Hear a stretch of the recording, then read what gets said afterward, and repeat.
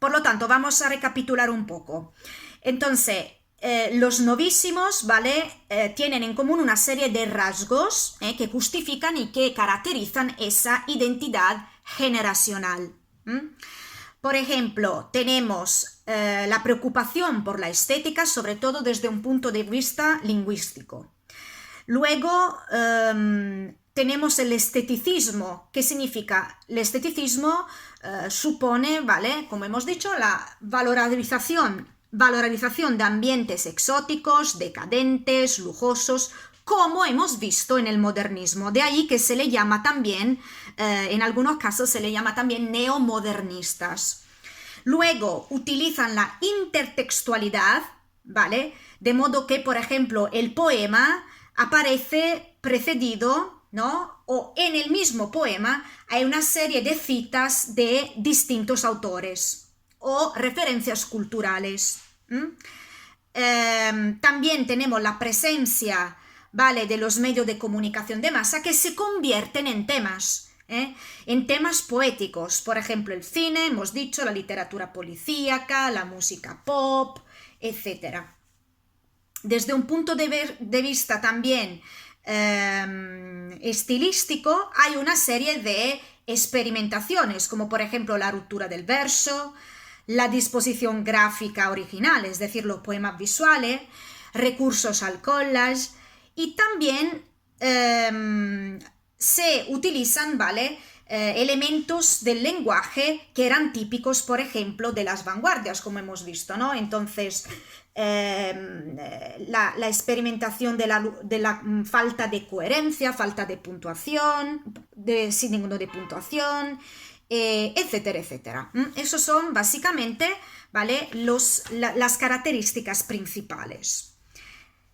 También, ¿vale?, a estos poetas se le llama poetas de coqueluche.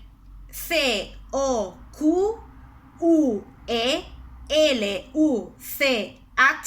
coqueluche, una única palabra. ¿Qué significa coqueluche? La coqueluche es una especie de tos, ¿vale? Una especie de tos convulsiva. ¿Por qué se asocian a ese tipo de tos? Porque eran jóvenes, ¿vale? Eran poetas jóvenes, irritantes. Eran muy irritantes, como por ejemplo puede ser una enfermedad infantil como esa de la coqueluche, ¿no? Eran muy provocadores e insolentes. Daros cuenta que estamos justo después del 68. Por lo tanto, la actitud es una actitud totalmente de rebeldía, ¿no?, y de protesta. Otra cosa importante es que es cierto que sus poemas tienen un contenido, ¿no?, temáticas novedosas, ¿vale?, pero al mismo tiempo es una poesía que estaba destinada a pocos. ¿Por qué? Porque había referencias culturales y lingüísticas que no todo el mundo podía entender. De ahí que tengamos el hecho de que esos poetas consideraban que la poesía tenía que ser un arte minoritario. ¿Qué significa? Tenía que ser un arte para pocos. La poesía no era para todo el mundo. Tanto, sobre todo, lo que eran poetas. Y luego vamos a ver otra cosa que no tenemos aquí en este PowerPoint, pero yo os lo voy a decir.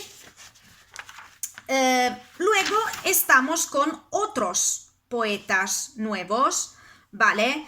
Que no se les considera, por así decirlo, novísimos, pero coinciden con los novísimos en algunas cosas, como por ejemplo la concepción esteticista de la poesía y también la cuestión de la preocupación formal.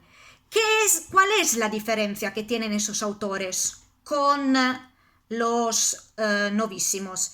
Es que, ¿vale?, utilizan sobre todo algunos temas que los novísimos no trataban. Por ejemplo, una actitud, por ejemplo, intimista, sentimental y también la ironía. Al mismo tiempo utilizando también elementos, ¿vale? De las vanguardias.